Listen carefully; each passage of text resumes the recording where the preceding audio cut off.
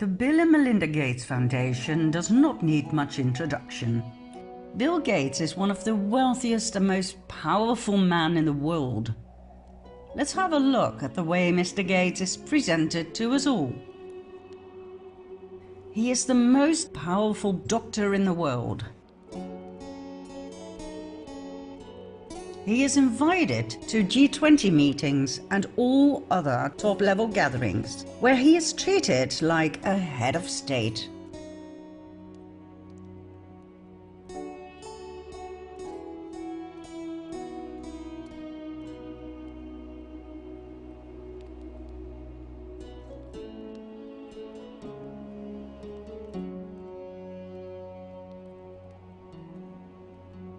He is the savior of humanity and the earth.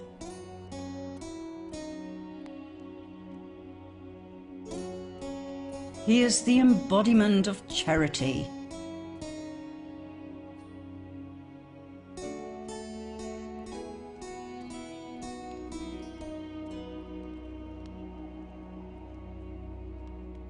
He is a great example of the American dream.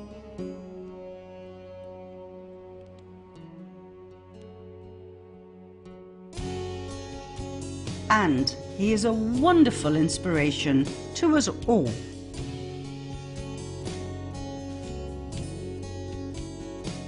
Where did this prodigy come from?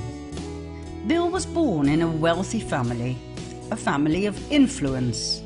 His mother, Mary Maxwell Gates, came from a powerful banking family. His father, William Henry Gates Sr., was an attorney. Bill Jr. dropped out of Harvard University.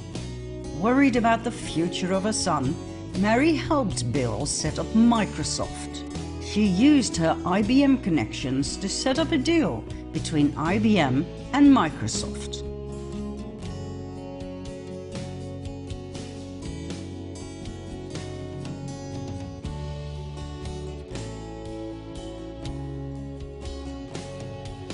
In 1991, she arranged a meeting between her son and Warren Buffett, the multi-billionaire who took Bill under his wings.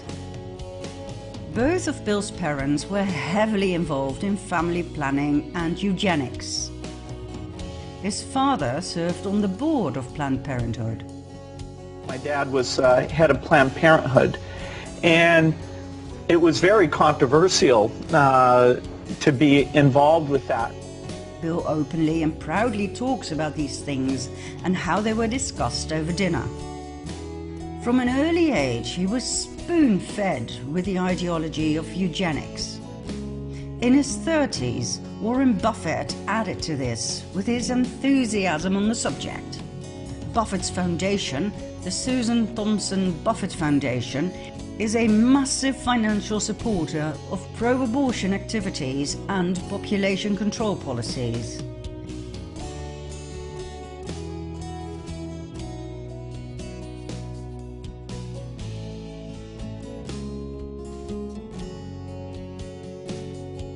It is the largest funder of reproductive health and family planning in the world. We hope that by now you understand that those are just fancy words for eugenics.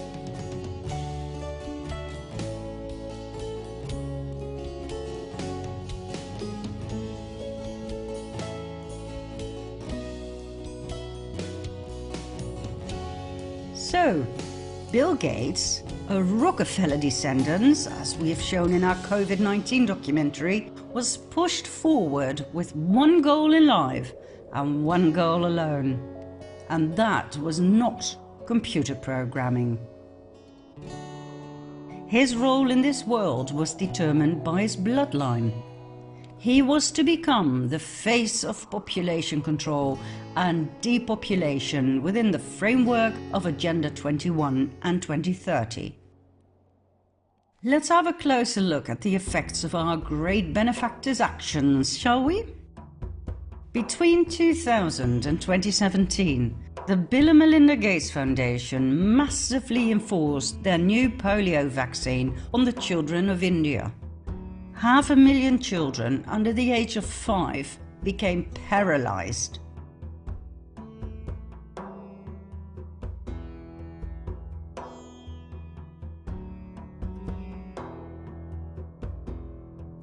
The Indian people were furious, and as a result, the Bill and Melinda Gates Foundation was thrown out of the country in 2017. Yet, less than 2 years later, they were allowed back in, and India's Prime Minister Narendra Modi was awarded by Bill Gates for his efforts to reach the UN Sustainable Development Goals. There's nothing money can't buy. Isn't it weird that Gates got the opportunity in the first place to start his polio vaccination campaign in India, when taken into account that back in 2000 it was already known in the US that the oral polio vaccine frequently caused paralysis?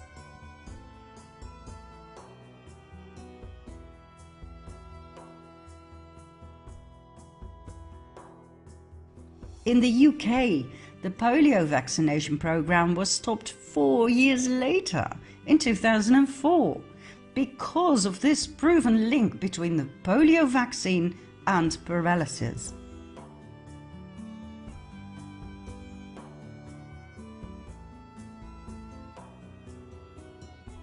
Yet, the vaccination program was continued for 13 more years with devastating effects in India. Nobody said a word, not the UN, nor the WHO, nor the Dutch RIVM that was involved in the development of the vaccine. And most certainly not the Bill and Melinda Gates Foundation.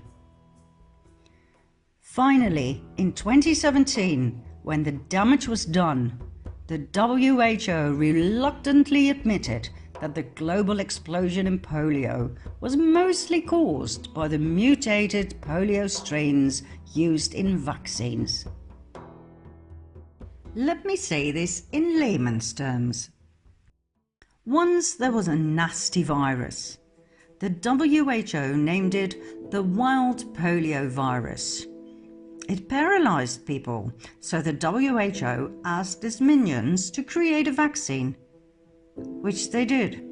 As a matter of fact, they created 2 types, one that had to be injected and one that only needed a few drops into a child's mouth. The droplets, also called the oral polio vaccine, were much cheaper to fabricate, so the poorest African countries got the droplets, and the not-so-poor countries got the ones with the needle. Business is business, right? All seemed well at first, and after many years, in 2020, the WHO and the CDC proudly presented to the world that the wild polio virus had officially been eradicated, killed, murdered, destroyed. Wonderful! But the droplets started causing major problems. Why? Because, according to the WHO, it contained a live, yet weakened, vaccine virus, activating an immune response in the body. However, the weakened virus did not die after the body had become immune to polio. It became stronger and started causing mayhem in children. Those who'd had the oral polio vaccine, the apparently harmless little droplets, developed identical symptoms to the original wild polio virus. They got paralyzed.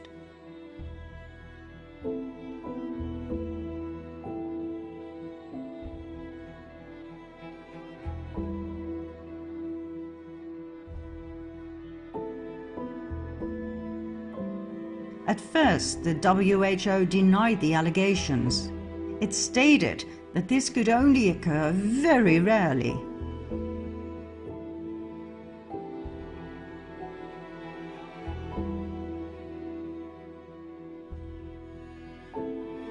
But then, as the numbers of paralyzed children grew and grew and grew, they admitted it was due to what they called mutated polio strains inside the vaccine.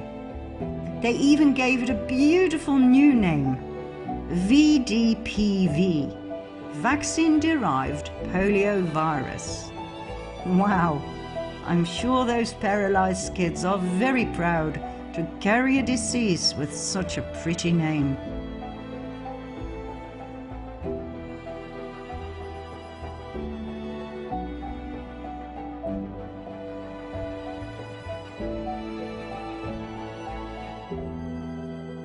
Now please do not despair.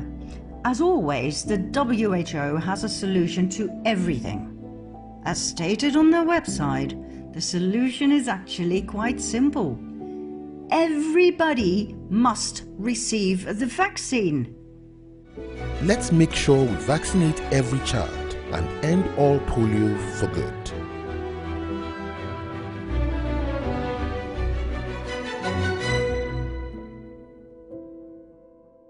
The same vaccine droplets, the cheapest ones of course, the ones that caused paralysis in the first place, must be given to every child under the age of 5. Why? Because of the herd immunity lie. Together we can stop this virus. Sounds familiar, doesn't it? Was there any compensation for the 500,000 paralyzed children? No. Was the Gates Foundation prosecuted? No. What else?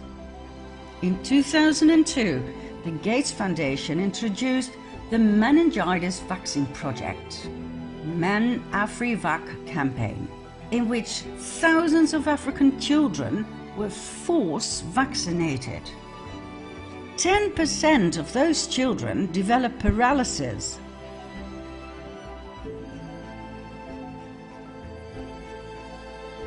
Local newspapers printed articles about being nothing but guinea pigs for the pharmaceutical industry. Gates's actions were described as ruthless and immoral. Once again, it was clear how the UN's NGOs and the WHO were all in it together. The Meningitis Vaccine Project was a partnership between PATH and the WHO. It was funded with millions of dollars by the Bill and Melinda Gates Foundation. Then, in 2009, the Gates Foundation used their NGO called PATH to test their HPV vaccine on 23,000 tribal girls in remote villages in India. The HPV vaccine was said to prevent girls from getting cervical cancer. 1,200 girls had severe and chronic side effects, such as fertility disorders and autoimmune problems. 7 girls died. Thousands of girls suffered from severe convulsions directly after being vaccinated. The WHO admitted the vaccine could cause convulsions, but stated it would only affect girls with a certain gene, and so it would be quite rare, which totally contradicts this video footage.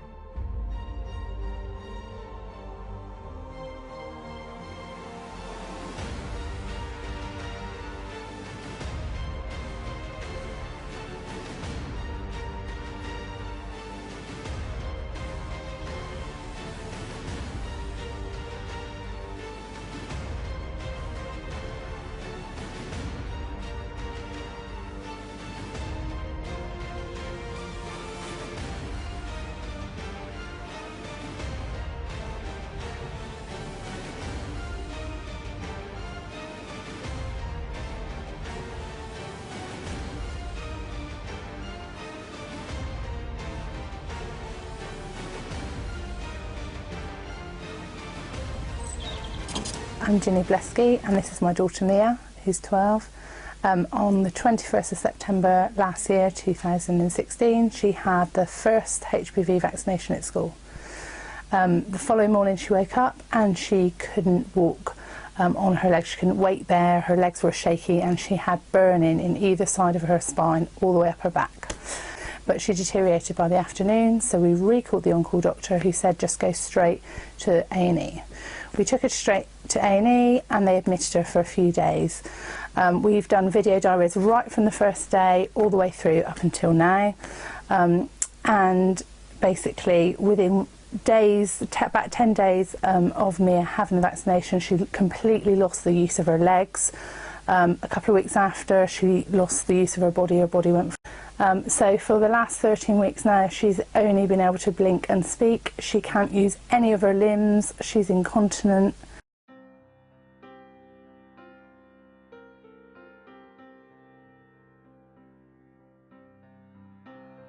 We highly recommend you do some research before having your child get the HPV vaccine. There are quite a few excellent documentaries out there on the devastating effects that ruined the lives of many young girls. The vaccines have been developed by the big pharma giants Merck and GlaxoSmithKline. In 2012, this case was taken to court in India. The allegations were pressuring vulnerable village girls into the trial, bullying parents, forging consent forms, and refusing medical care to the injured girls. The case is still in the country's Supreme Court.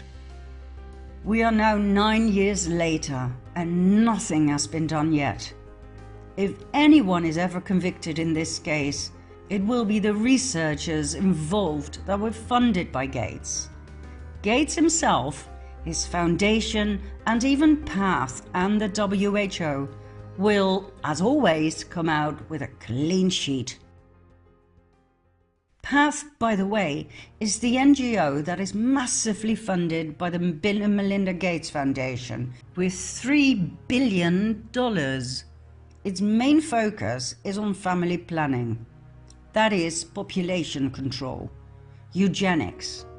PATH was set up in 1977 as PIACT, Program for the Introduction and Adaptation of Contraceptive Technology. 4 years later, it changed its name into PATH. I guess the original name made its population control focus just a little too clear. Oh, and guess what? The HPV vaccine is now available for boys too. I didn't know they have a womb. Oh wait, here's the official explanation. Boys may get oral cancer from the same virus, like throat cancer. Wow. I mean, you've got to admit, this is absolutely brilliant. Instead of only the girls, Big Pharma now gets to target all the boys as well. That is a 100% market expansion. Doubled revenues. Absolutely brilliant marketing. Next, in 2010, the Gates Foundation funded a trial with an experimental malaria vaccine made by GlaxoSmithKline. 1/5 of the children involved in this trial suffered from severe side effects, such as convulsions and paralysis. 1/5! 151 African babies died. Did you hear about this in the news? No. Then, in 2014, the Kenya's Catholic Doctors Association accused the WHO of chemically sterilizing millions of women in Kenya against their will by means of a so-called tetanus vaccination program funded by the Bill and Melinda Gates Foundation. Each and every vaccine tested by independent labs contained HCG, a pregnancy hormone that is produced when a woman is pregnant and that causes temporal infertility. After all, when you are pregnant, you don't want to become pregnant again, simultaneously with yet another baby, right? So the production of this hormone is a very intelligent move of the female body to make sure the baby can develop safely in the womb without being hassled by other fetuses.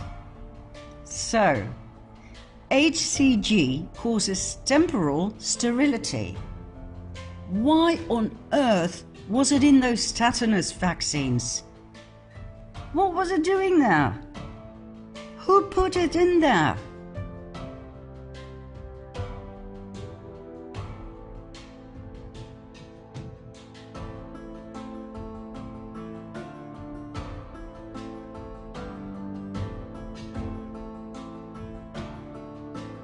Is this what we are looking at here when we talk about population control and family planning?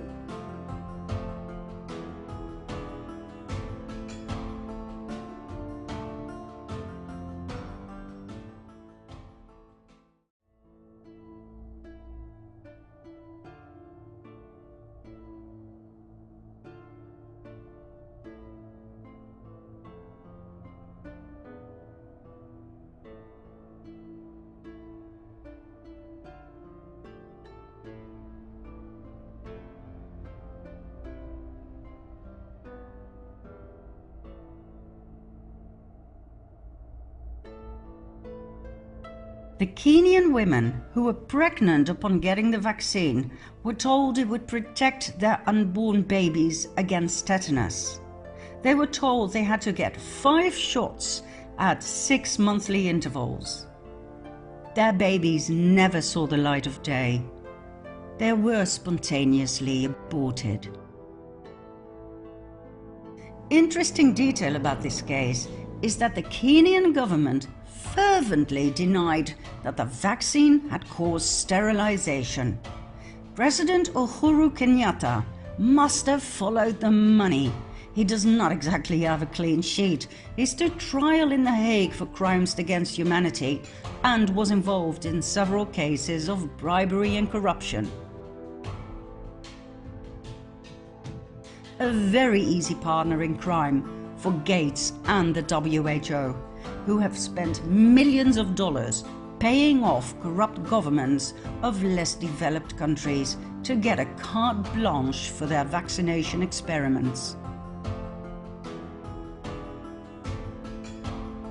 In this particular case, the mainstream media and the notorious fact-checkers still try their utmost best to ridicule and deny this case, which we fully understand. What do you think will happen to them when all of this gets out into the open? In 2017, a research paper was published in multiple scientific journals, once again putting the vaccination trials in a very bad light. In the early 1980s, the WHO's UNICEF performed what they called a natural experiment in an urban community in Guinea-Bissau, a country in West Africa. Babies between 3 and 5 months of age were given a DTP vaccination. The study showed that vaccinated children had 5-fold higher mortality than unvaccinated children.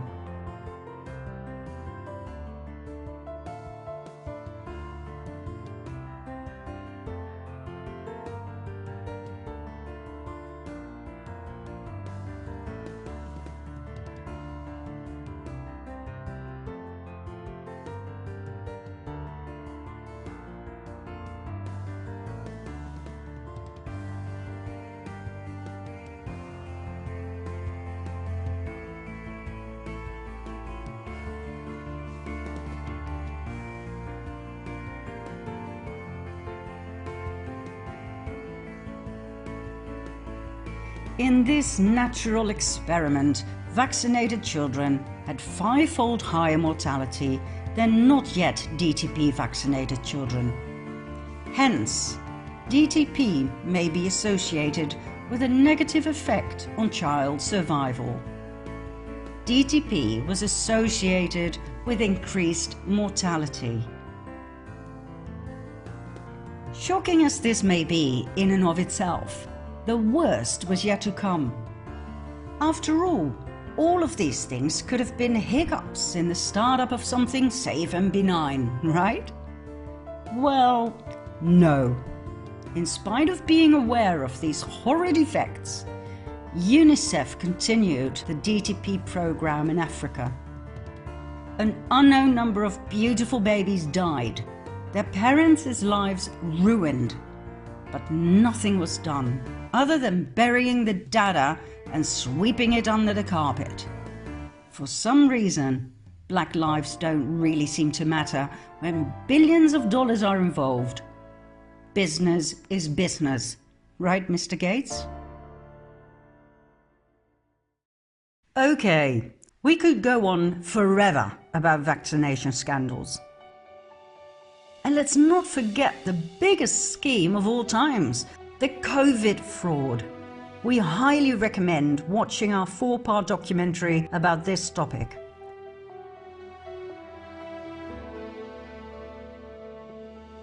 There will be an update soon, but right now, believe it or not, it is even more important to focus on Gates's other activities, many of which are unknown to the public. Once these have been exposed, we guarantee you that nobody will trust this man and any of his vaccines ever again. I mean, and we're taking things that are, genetically modified organisms, and we're injecting them in little kids' arms. We just shoot them right into the vein. Do you want to know about Bill's obsession with genetically modifying food, African chickens, and even mosquitoes? Do you want to know more about his top-secret connections with the US Army and their biological warfare plans? Ever heard of the infinite possibilities of the nanotechnological unmanned aerial vehicles? Are you ready to find out just how evil Bill and Melinda Gates, Warren Buffett, the WHO and the UN really are? Then follow me to part 9.